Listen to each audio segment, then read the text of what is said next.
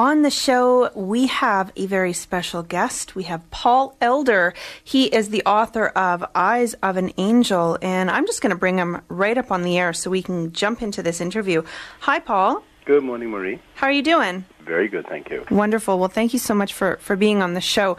So I have your book here, Eyes of an Angel, and I just finished reading it last night, and what a wonderful book, first, I must say. Very interesting, and there's a lot of adventures going on. So, Paul, I wanted to ask you, I'm reading your book, and it talks about your experiences with soul travel, your experiences with the Monroe Institute, and I'm wondering, I noticed on your bio that you had some involvement with Stargate. Yes. And there isn't anything that I saw about that in the book, so can you tell me a little bit about what your involvement with Stargate was? Oh, okay. It's sort of a rather lengthy story, so I'll sort of back up a little bit. I'm a survivor of 3 near-death experiences, the drowning when I was 12, and a car accident at 17, and a heart attack when I was 41 in the middle of a hockey game. And each of those experiences was really profound on their own.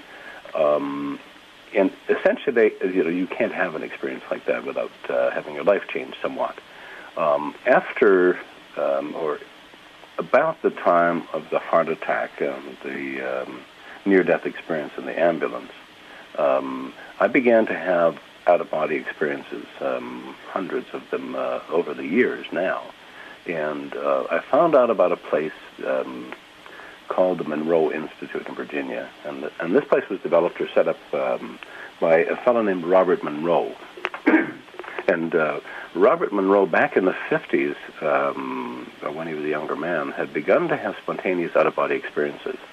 And he was concerned about the experiences themselves, or what it meant. He was concerned about his health, his mental faculties, but he checked himself out with doctors and with psychiatrists, and they all assured him that he's perfectly well. So he kept a meticulous track of these experiences that he had.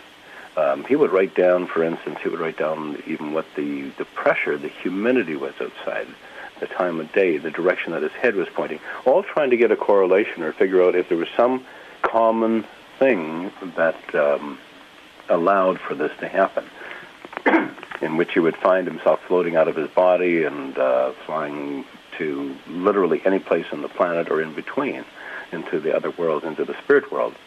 And I began to have those kinds of experiences and found out about the Institute, which was sort of a world leader, a pioneer in consciousness research. And found out that you could attend the Institute. You could actually ordinary people could take week-long classes there and learn about their own consciousness. And during that period of time, when I began to attend the Monroe Institute, and got to go into the big lab and get hooked up with the machinery and the scan and everything else that measures brain waves and measures relaxation, etc., etc. And some of the things that I was able to experience or told them about got people's attention, or some people's attention. And I came upon and was introduced to a fellow, and this is many years ago now, who turns out was the director, the Pentagon director of this project Stargate, which was a top-secret project that the U.S. military had begun and developed at Stanford Research Institute in California, along with the technology of the Monroe Institute in Virginia. And they put these two programs together, and essentially, if you're, I'm not sure, are you familiar with this remote viewing and with Stargate?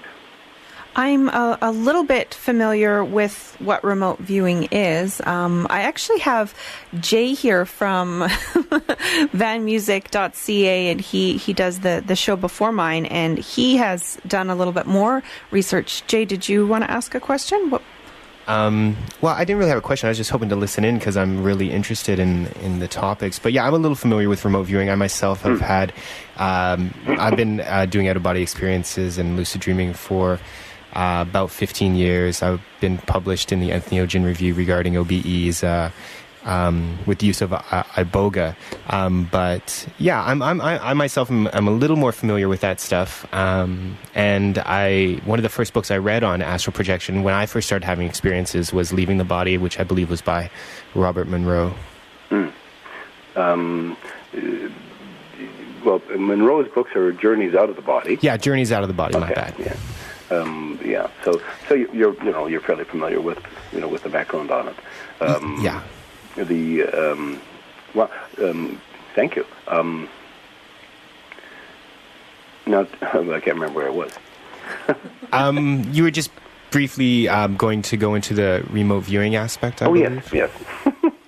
Okay, thank you very much.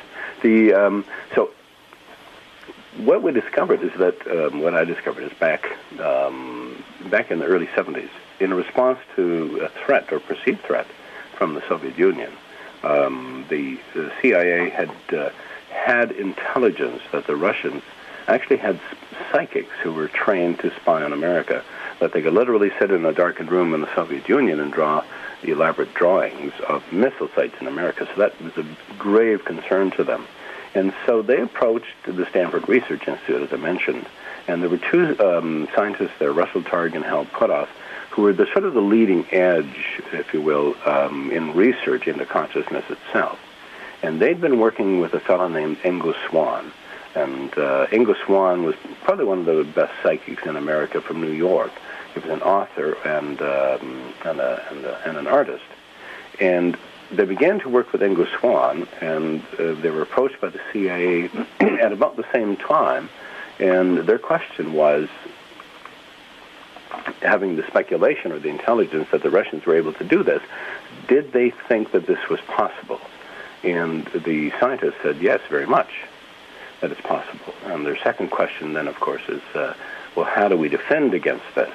And they pretty much said, good luck. And the third question would be then, is this something we can do?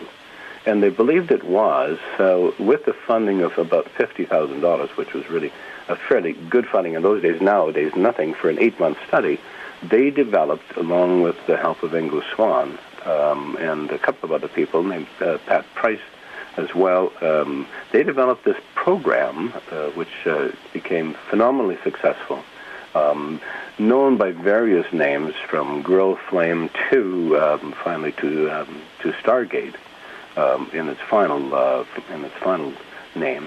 Excuse me. And developed this program that they ran for many, many years of essentially training psychics or military personnel, mostly in this case. They found, strangely enough, that people that had near-death experiences seemed to have an aptitude for this, or an extra ability. And being in the military, they had lots of those guys who had those kinds of experiences, so were able to recruit them or go through their files and find people that they thought might be good candidates.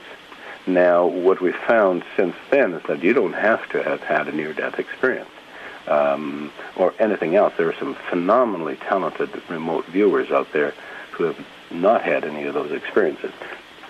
It does seem to matter, though, in the amount of time that people spend inside meditating or just observing their own consciousness in general. At any rate, I was introduced to some of these people and found it absolutely incredible. At that time, I was the mayor. I was a businessman. I'm a former CTV News reporter from back in Calgary a long time ago, and went on subsequently to get into politics, and I became the mayor of a small city in Saskatchewan of about 18,000 people, the city of Swift Current, for many years. And all the while this was happening, I was spending time at the Monroe Institute in Virginia and learning about these incredible programs and incredible people. And so subsequently, I was trained with a number of the original Stargate remote viewers, and now essentially I'm, along with Skip Atwater, I'm the principal remote viewing trainer at the Monroe Institute. And I found out, now this is an interesting thing, because during the years that I attended Monroe Institute just as a participant, there was this lab tech guy. He was the voice on the other end of the headphones when I was in the lab, in the isolation chamber, and just a very mild-mannered, very quiet guy named Skip. And after I meet up with Dale Graff, who was the former Pentagon director, and other people I find out that this quiet lab guy named Skip actually used to be known as Captain Fred Atwater, and that he was, in fact, the recruiting officer and the operations manager for Stargate itself. Wonderful. I think Jay has a question for you. Yeah, just a quick question. Now, I'm just curious as to what the difference between remote viewing and astral projection is. Like, does a remote viewer, do they have the out-of-body experience, or is it, are they just watching their consciousness and going with the imagery and sensory perceptions that they're seeing while they're still in their body in a meditative state? Right. Well, it can encompass both things.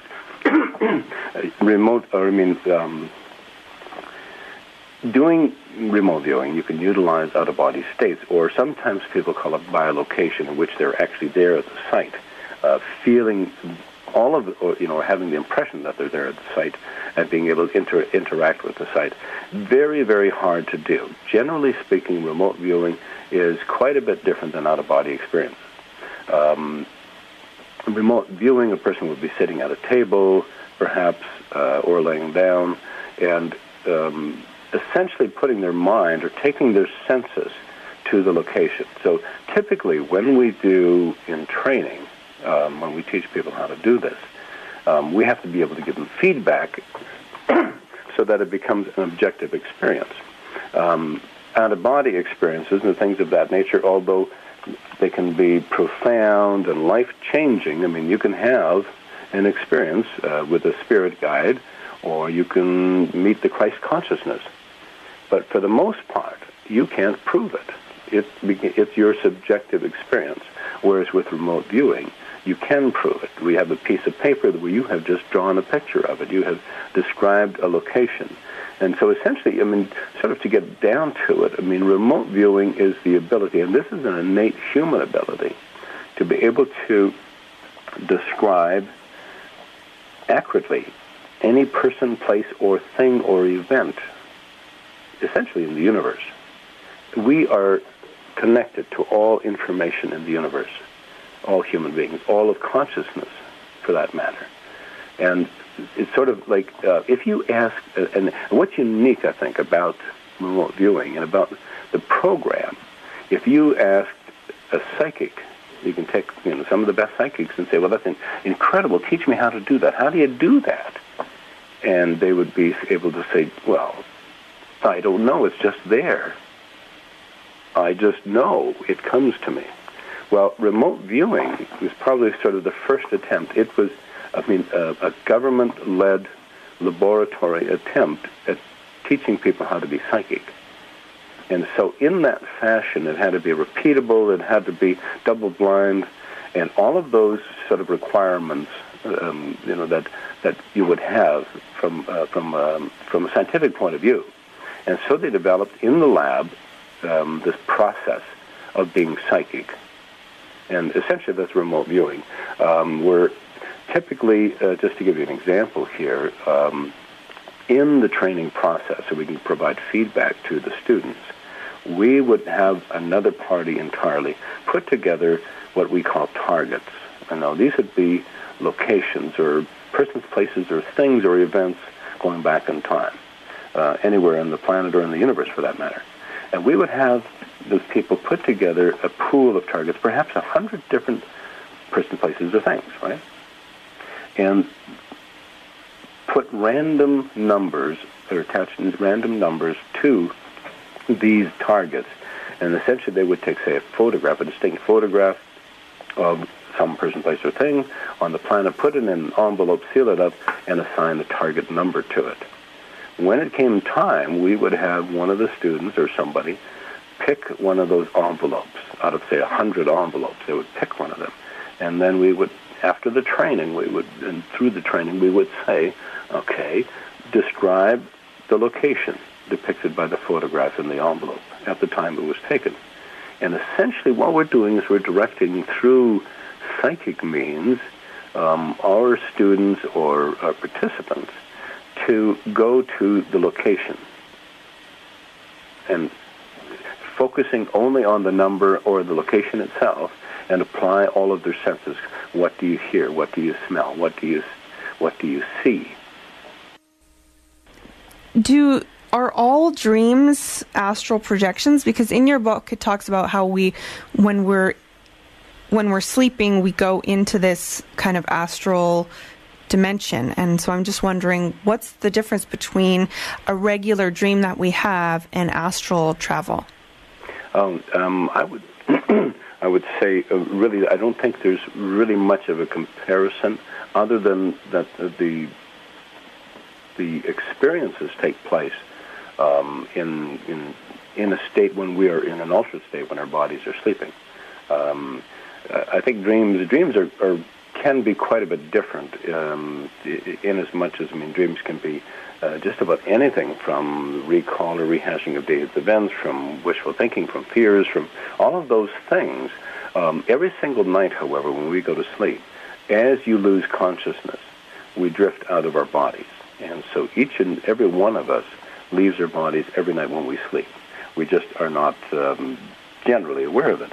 And for the most part, we spend that time on the other side, perhaps with our soul groups, perhaps with our spirit guides, and perhaps just resting as well. But a fairly distinct difference between the two. People who've had an out-of-body experience will describe it. And you've often heard, even from people who had near-death experiences and out-of-body experiences, because people question that. Here's a few statistics for you. At the latest survey, and this is according to IANS, which is the International Association for Near-Death Studies, in North America alone, there are over 20 million people who have had a near-death experience.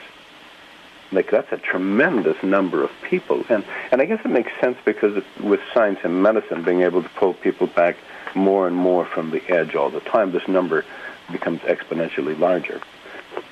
And these people generally, this is for the near-death experiences, they are life-changing experiences. And medical science, is of the position that if we can't measure it, then it doesn't exist. And these people will have these experiences, describe it as the most profound, life-changing event, and it does change them entirely. Oftentimes, in the aftermath, they become more psychic, they develop certain kinds of abilities, and it becomes just a phenomenal change in life for them. Medical science, however, looks at it and tries to come up with a scientific explanation which has nothing to do with the reality of being a spirit. And essentially we are spirits first, occupying physical bodies. So if science can't measure it, then it doesn't exist. And so we get typically, and I've had this experience myself, with doctors saying, well, yeah, that's sort of, as a result of lack of oxygen to the brain, or your brain understands that your body is in imminent danger, so it creates a scenario for you. It's like wish fulfillment. It puts you into a nice state of mind. Well, if that was the case, then everybody would have a different experience. But they don't. From whether it's a 3-year-old in California to an old lady in the Soviet Union, they describe pretty much the same thing, the same process, finding themselves floating out of their body, being able to see their body, watch the people around them interact, move to the other side, and sort of very typically very loving experiences. By and large, from the statistics that we have, it appears that somewhere in the percentage of like 98 or 95% of all near-death experiences are of a very positive nature. There are a few or a smaller percentage that aren't, that people describe it as being very scary kind of experiences. We found in the research that people that had, say, drug-induced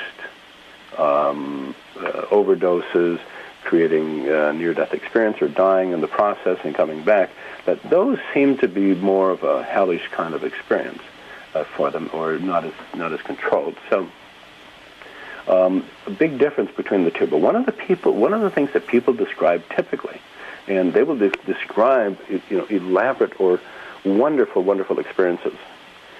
And the skeptics will say, well, how do you know it wasn't just a dream or your imagination?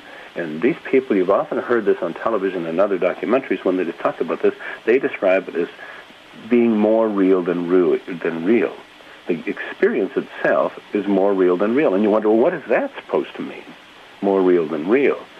And probably a good example of that would be, let's suppose that you were born with terrible eyesight all of your life. And then on your 18th birthday, somebody handed you a pair of glasses, and you put them on, and you went, holy smoke. Look at this. I can look at all the colors. Look at the definition, the clarity. This is incredible. That is more real than real. Because we don't see perfectly with our physical eyes, but we can see perfectly with our spiritual eyes. And so when people talk about that and those glowing reports and loving reports, they're speaking from a place in their heart. And I think for skeptics or for medical science, that it's sort of condescending for the experts, if you will, in the field, if they are debunkers or skeptics, to sort of dismiss or set aside the views and the experiences of 20 million people who say it was the most profound thing that happened in their life. Paul, we have a question. Jay wanted to ask you something, so go ahead, Jay. Yeah, I actually just had a quick question about spirit guides. But I also just wanted to touch on what you're talking about with science. I think it's interesting how, I personally believe, just from my own experiences, that as a human being, you are the science. You are the instrument that science would use to test these things. Of course, you're the only one who can verify it. Mm-hmm. But just a question about the spirit guides, because I myself have had many experiences, and to the point where when I first started having out-of-body experiences, I actually turned away a spirit guide, and I have not seen them since. And at the time, they were a great teacher, and I just took some poor advice from not very good psychic, and because I was new to the experiences, I was fresh, and I like you said, I had new eyes, and I was amazed at how real this interdimensional being called a human is, and the experiences they have. And so my question with spirit guides is, how would one really discern who is their true spirit guide, or who may just be, what may just be a dream character or an egoic reflection, or even possibly just another energy or awareness that isn't important to your development, that you may have contacted or may have just be sharing the same kind of space with, wherever that space may be? How do you justify, or not justify, how do you, I guess, tell and confirm who is there for your own spiritual interests? Because I do, from my own personal experience, realize that you can contact many different types of awarenesses. Yes. I mean, there are lots of trains of thought. I mean, essentially, what I've found over the years is that there really is no separation. And it sounds like hokey-pokey, new agey, kind of terminology to say, well, we are all one. But essentially, I find that to be true. And I'll get to your question. You can't have this kind of experience. You can't have an out-of-body experience or a near-death experience without reflecting or examining your own concepts of who you are and how you relate to everything else in the universe. You can't have this kind of experience without examining your concepts of God. And I think over the years, I mean, I used to, having been raised as a Catholic in a strict Catholic environment, as a Christian, I mean, I had my notion about, I knew who Jesus Christ was. That was the guy who sort of looked like the dude on the wall in the picture, or in the picture on my mom's kitchen wall. And I knew who God was. I mean, he was the depiction in the Bible of this stern-faced old guy with a big gray beard, and he was going to fry my butt. And so we have these kinds of notions, and what we're taught in Christianity and many other faiths is this consummate fear of God, fear of being punished and so on and so forth. And what I've found is that is so wrong. There is absolutely nothing to fear from God. And if we examine this and take a look, well, who is God actually? Is it somebody outside of it? Is it some other large being? I mean, God is not, what I've found, is not a personal God that we can call on to help us win bingo on Sunday morning. In most regards, what I believe and what I've discovered after hundreds of out-of-body experiences and 3 near-death experiences is that there is no separation, that we are essentially all one, and that as a group consciousness, I believe that we are individuated aspects, we are individuated pieces of the consciousness of God. And collectively, in all of us, all living things, including E.T., we are the consciousness that makes up God. So if you take a look at it, I mean, as a simile, if you compare the ocean, if the ocean were the consciousness of God, we are the individual drops of water in the ocean. But each of us contains the DNA and the blueprint for the entire ocean. So essentially, as a collective group, this is my belief, that we are God and that we create this world. We create the environment. We create all of these things around us. There are schools of thought that each of us, I mean, that we talk about our higher selves, etc. Do we have spirit guides, or is it our higher self? Well, from my experience,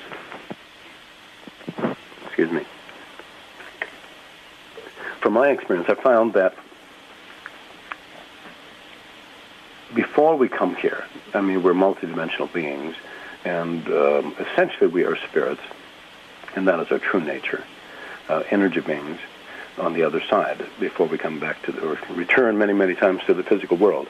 And before we do that, we make agreements or arrangements with other members or other parts of our consciousness field or other souls to play certain roles in our lives. So we come back with a family of souls, if you will, and we go back and forth, learning and developing. And essentially, I think we are sort of God's attempt at continuing experience. And also, in addition to that, we kind of lay out the kind of lives or the kind of experience that we're going to have. And we make agreements with other people to fill some of those roles, including spirit guides. So we agree with spirit guides to come along with us to help us experience those things and to make sure that we do experience the things that we want to experience. And oftentimes, it's the tough stuff. It's the tough stuff that we come here for. If we want easy, we can stay on the other side. We come here to be sort of engrossed, and in order for this to work, we can't know who we really are. We have to think we're alone so that we can experience the depths of the depression. We can experience all of these wonderful, juicy emotions from fear and hate and lust, things that we can't, other than vicariously, experience on the other side. The physical form allows us to sort of descend, if you will, into the grosser vibrations to have these real powerful experiences. How do you know the difference between spirit guides? There could be many, and people often ask in the classes that we teach at the Monroe Institute and at other places, the experiential classes, is, how do I know who my spirit guide is? I want to meet my spirit guide. Sometimes, and some people certainly do, some people will meet their spirit guides on the other side, have out-of-body experiences, etc., meet them in the dream world. Oftentimes, they're not forthcoming. And I believe that it has to do with some people. If you knew who your spirit guide was, it might change how you do life. And they will never interfere with that. In fact, it's their job to make sure that you experience the things that you want to experience, including the tough stuff. So we got this notion, raised as whatever, religious denomination that we are, whether Christian or otherwise, we have this notion or thoughts about that we all have guardian angels, and we indeed do, but in the form of spirit guides, I believe. And that the guardian angels are here to make sure that we don't get ourselves into trouble, to keep us from harm. Well, if that's the case, we got a sorry bunch of guardian angels, don't we? because we all get our butts in trouble. And the reality is that they're here to make sure that we experience the things that we want to experience. We are speaking with Paul Elder. He's the author of Eyes of an Angel, and he's also a remote viewing teacher at the Monroe Institute. So we had a caller just a few minutes ago looking for a reliable psychic, and I know there was one part in your book where you had an experience with a phenomenal psychic. So I'm just wondering, are there any local psychics in Vancouver or the British Columbia area that you would recommend? Oh, goodness. I really don't know. I'm sure that there are many good psychics. I choose for myself. I don't visit psychics anymore. Essentially, I don't want to know. I mean, I'm excited about life. I'm excited. I can't wait for tomorrow to come to see what happens. And but so no, I'm not sure. Though the psychic that I talked about and wrote about in my book was phenomenal. And her name is Janine, and she operated. She operates out of Calgary, and I think people can Google that. I think if you Google Janine psychic or tarot reader, she was actually a tarot card reader, that you will be able to pull up her website and get her phone number and check her out. She's very good. Great. Thank you, Paul. I appreciate that. I don't see psychics either, so when people call asking for a recommendation, I'm like, I have no idea. Yes, and I'm essentially the same way. However, I did run into this. I didn't this young lady was phenomenal, and she lives in Calgary and still operates, from what I understand. And she used to. I think she's changed locations. But if you Google Janine and tarot card reader, you'll pull up her website, and I think there's a phone number there, and you can call her. Cool, thank you. I wanted to make just a couple of notes here for those interested in remote viewing and learning about remote viewing. In addition to the classes that I teach at the Monroe Institute in Virginia, I also teach weekend remote viewing classes here on the island and in Vancouver. I've done a number of them in Vancouver. And it's really, really a phenomenal process, and I'm just totally blown away continually by the talent of some of the students or some of the people that come along. I mean, people pretty much right off the streets and doing some incredible remote viewing. Now, this is, you have to understand, this remote viewing probably is about as impossible as it could be from a normal perspective. All right, how do we describe any person, place, or thing, or knowledge, or event going back in time? The odds against it really are probably billions to one, and people do it all the time. Really, really a phenomenal thing, and I get really excited even with the workshops, knowing that all of the people sitting in the class, 20, 30 people, that at some point over that weekend, they're going to get it. And it's like, holy smoke, I just did the impossible. And it's really sort of a remarkable thing.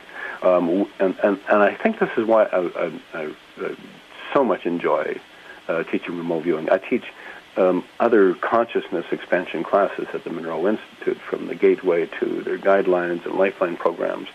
But I think remote viewing is so unique because you can prove it to yourself and you can prove it to others that we have access to all information in the universe. Really phenomenal thing. Now, Paul, I wanted to ask you a question about my own personal thing, because I've just been curious about this. A few weeks ago, I had this dream, and I wrote about it on my blog, and some people said that it sounded like astral projection or astral travel. And so I just wanted to run it by you and get some input on how we know if we're having, like, are there any signs? The dream, I was wherever I was hanging out in the dream, and then all of a sudden I felt like my whole body was like sucked up and through this, this portal, and then all of a sudden I'm out in space in some other solar system looking around, and all the planets were really close and big, and I'm just wondering, was that astral travel or was that just a really cool dream? Well, everybody's experience, is to themselves. So I'm not sure. It does have some of the earmarks of it. I think the thing about astral travel, or about out-of-body experiences, is the awareness of it, or that you are consciously in control. Now, there is lucid dreaming, which can also be very powerful. And this is the thing, if you can identify the fact that you're dreaming while you're dreaming, you can turn it into a lucid dream, and you can change it into an out-of-body experience, or you can be anywhere and do anything that you want. It sounds like the experience that you have would probably, develop or came out of the dream state and, moved into sort of an out-of-body experience. Typically, people, if you're consciously aware of your environment, dreaming is one thing, but if you dream that you floated out of your bed or that you're floating over top of your bed, right? But you can see yourself in bed, or you can reach down with your hand and touch the bed and feel it. That is an out-of-body experience. Generally speaking, the full vibrational kind of lift-up is very hard to accomplish as an out-of-body experience. It's overwhelmingly powerful and real, more real than real. But there are different degrees of out-of-body experience, and it sounds like that's probably what did happen to you. Were you seemingly aware of your surroundings and aware that you were dreaming, or aware that you were there? No, I wasn't at the time. I'm not quite sure because it happened really quickly. And Jay has a question also. Okay. Yeah. I want to, but before Jay, before we get into that, I was just going to say that a lot of times the dreams can be the brain's interpretation of an out-of-body experience, because your brain, your left brain, will try to put some semblance or some order to it for you. But essentially, sometimes it's inexplicable. And so what we found, because we go out of body every single night, and when we fall asleep, but sometimes our dreams will reflect that, and it's the brain's attempt to put sort of some rational basis to it. And it seems like an odd thing, because in many cases when you're dreaming, if you're having a powerful sort of lucid dream, while you're dreaming, it seems to make sense. And you wake up and you go, my God, how could that, why would I not know I'm dreaming? Because that was completely ridiculous, right? But while you're dreaming, it makes perfect sense. Yes, Jay? All right, my question was about the vibrational stage of astral projection, because I have found for myself, I guess my question is it always necessary? Because I have found that the more I astral project and the longer that I've been doing it, the less I have the vibrational state. When I first started having the experiences, the vibrations and the sounds just so intense before the actual projection, and now I find I can just slip in and out without having the earthquake-like experience of those vibrations, the complete intensity of the I guess the pre-projection. Is that normal? Is that something that happens as a vibrational state, a requirement of the astral projection, or is it something that comes and goes with experience? I agree with you entirely. And for me, I experienced pretty much the same things. I began to have spontaneous out-of-body experiences, very powerful, pounding vibrations, increasing to high-pitched vibrations, and then I can move out of my body. But very vibrational, energetic, feeling like every molecule of my body was buzzing.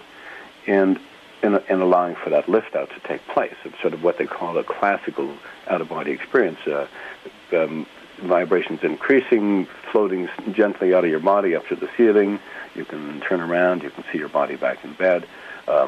Very, very powerful. Like you don't have a perception that you're leaving anything behind other than you can see your shell, your body left over. But your perception is that you have all your faculties. You have your fingers, your hands, your toes, and everything with you in an energy body form, and you can travel anywhere in the universe. And it's so exciting, the classic out-of-body. but so hard to do. I found that I had to, in the early stages when that happened, that it was so exciting that I had to get out of the room generally as quickly as possible to get away from my body, or the excitement would push me back into the body. But what I found over the years, that is very hard to do. It is so exciting and so powerful and so more real than real.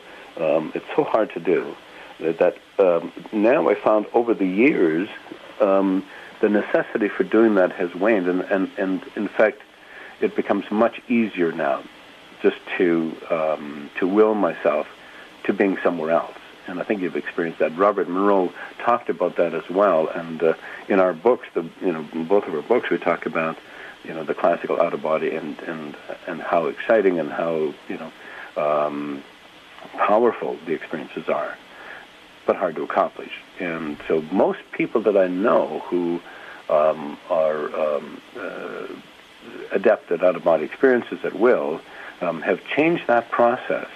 And we find that we don't have to go through that whole vibrational lift-out thing, that eventually you just simply focus your attention where you want to be, and you can go there.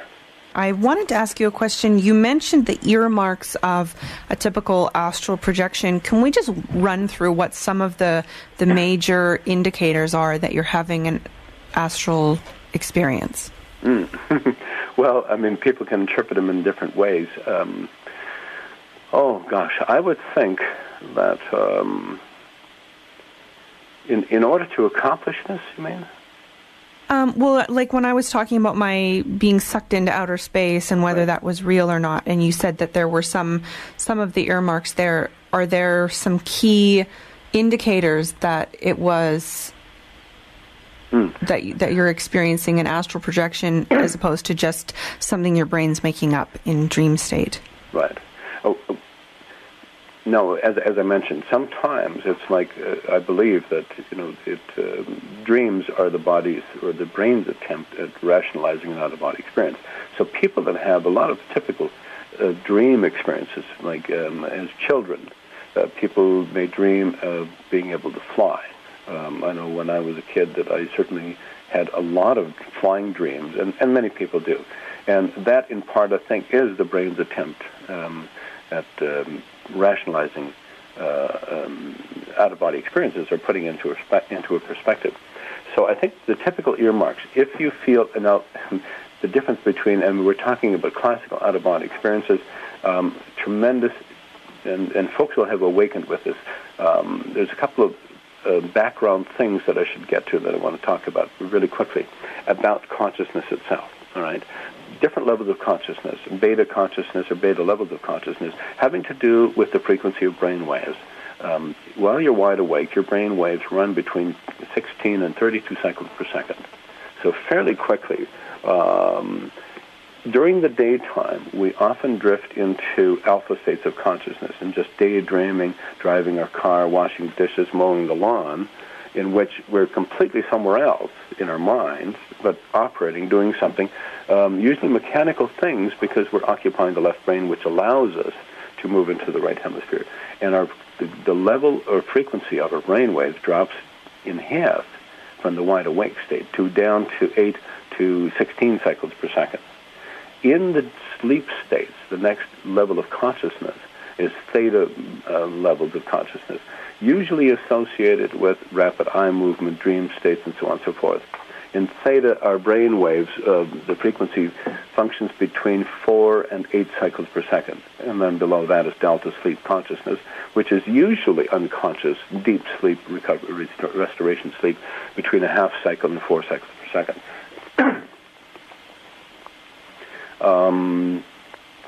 Now, what we find, people have this notion that when we sleep, that our bodies just lay inert and do nothing, and that's far from the truth. When we sleep, our bodies move a lot of energy. So the different muscle groups might tighten up a particular muscle in your body and relax and move on to other muscle groups and so on and so forth. The other thing that happens is when we approach the rapid eye movement and dream state, the theta states of consciousness, our bodies go into sleep paralysis. In other words, we lock right up. We sort of become paralyzed. And that's just a natural defense mechanism that keeps us from hurting ourselves by acting out our dreams or hurting others by acting out our dreams. So our limbs absolutely lock up and we get this sensation. And many, many people have experienced this, of waking up in the morning or whatever, sometime in the night, and still your mind is completely awake, but your body is still locked up.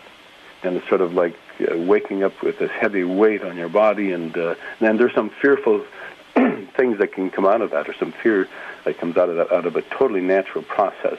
So if you experience that, then you'll understand that that's just a natural process. Your body goes into sleep paralysis, and you're in a deep state.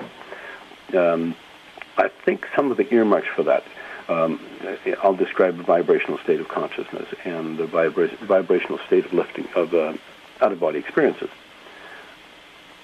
For me, oftentimes, I would be drifting back and forth into that state of sleep.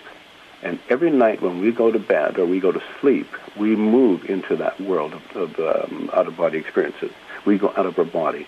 In that place, as you're drifting off into sleep, when in that hypnagogic state comes on, when you begin to get little dream images flooding your mind, little things through the day coming up into your mind, that place between awake and asleep is so powerfully critical.